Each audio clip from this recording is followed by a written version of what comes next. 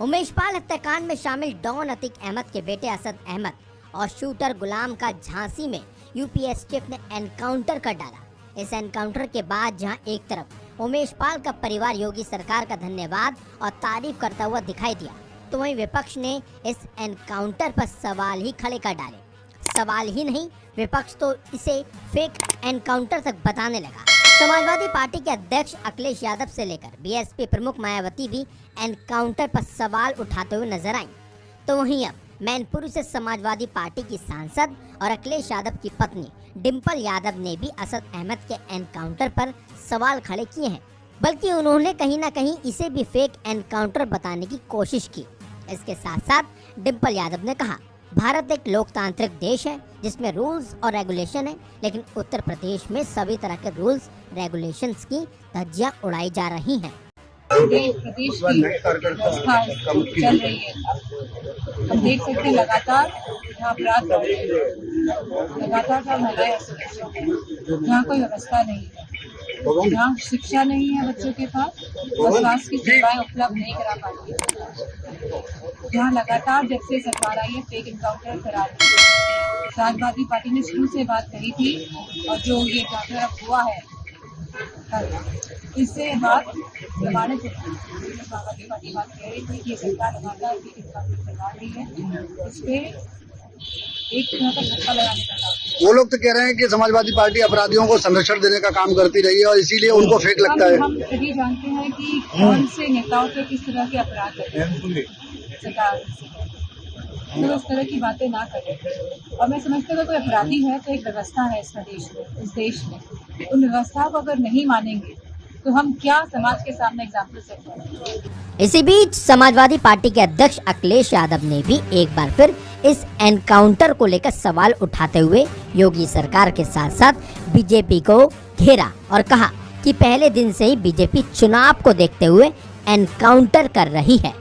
लेकिन पहले दिन से भारतीय जनता पार्टी चुनाव को देखते हुए इनकाउंटर कर रही है और एक उदाहरण नहीं है। मैं तो बीजेपी से पूछना चाहता हूं कि जिस बुलडोजर ने, जिन अधिकारियों ने, प्रशासन ने एक ब्राह्मण मां और बेटी के ऊपर बुलडोजर चला दिया, आग लगा दी, उनका क्यों नहीं मिट्टी में मिला दिया।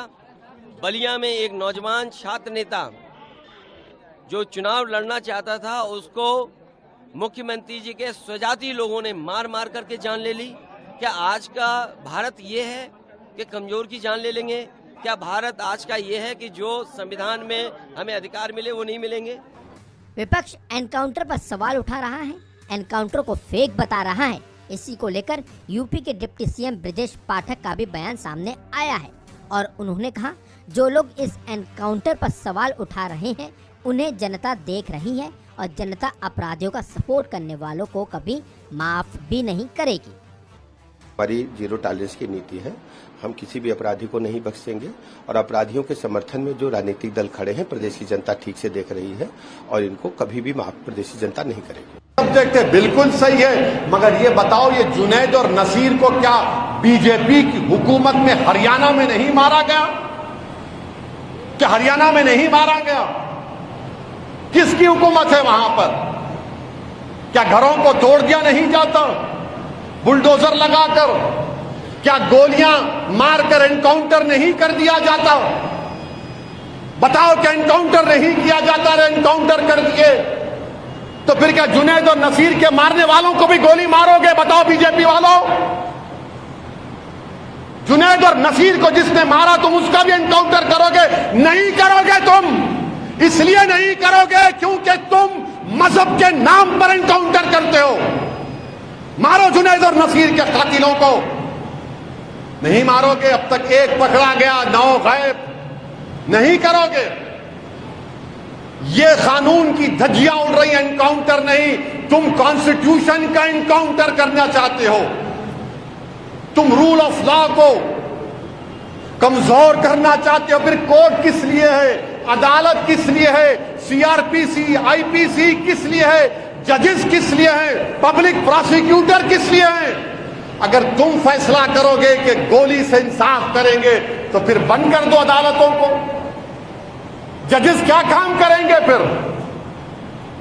कानून की बालादस्ती, रूल ऑफ लॉ रहना चाहिए ना? नहीं, आप तय करेंगे। अरे ये काम कोर्ट का है, आपका नहीं है।